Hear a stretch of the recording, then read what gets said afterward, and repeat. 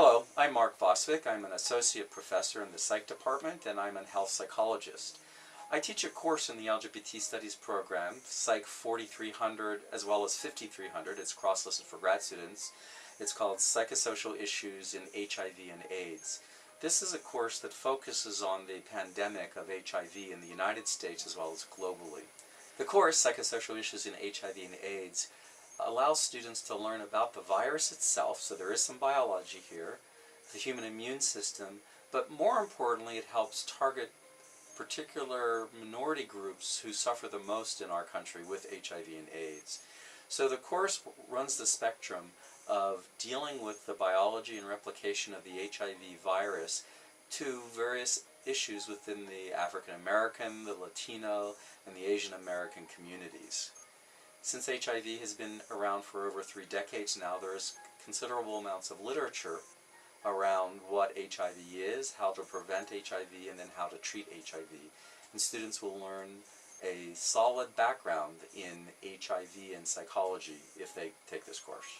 I teach the course Psychosocial Issues in HIV and AIDS because this is a problem that is current in the United States as well as globally. The virus, which was discovered close to 30 years ago, has laid waste to multiple communities in the United States. Not simply sexual and gender minorities, but also ethnic and racial communities. If a student is planning to become a psychologist or a physician or do any form of healthcare, they need to be aware that they're going to probably be working with people who are living with HIV or AIDS. Students, after taking this course, will be prepared to work with people living with HIV and AIDS in order to help them develop coping skills, improved quality of life, how to get a job, how to disclose their status, how to improve romantic relationships, and various issues of that nature. I think my favorite aspect of this course is that I teach it in a seminar format. A lot of advanced students at UNT don't seem to take too many seminars, and this is oftentimes the first opportunity they get to know each other in the classroom and take responsibility for their learning. Students share some very personal issues. It's rare that a student is in the course that hasn't had some exposure to HIV, whether it was a friend or a family member or just somebody in their neighborhood. So it's an opportunity for them to process some of the experiences they've had and read the literature on the issues involving HIV and AIDS. Readings will come for both textbooks as well as research articles.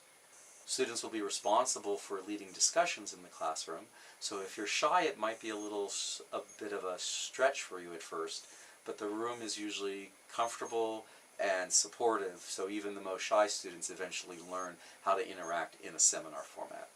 On one level, a student will get a strong foundation in psychosocial issues associated with HIV/AIDS. They will be conversant in the issues that people living with HIV face. They will be exposed to multiple cultural issues that involve HIV, and they will be able to speak intelligently about the biology of the disease and the medications associated with it. On a second level, though, they're going to be able to learn how to use critical thinking and articulate arguments in a classroom environment that will benefit them down the road regardless of the career that they take.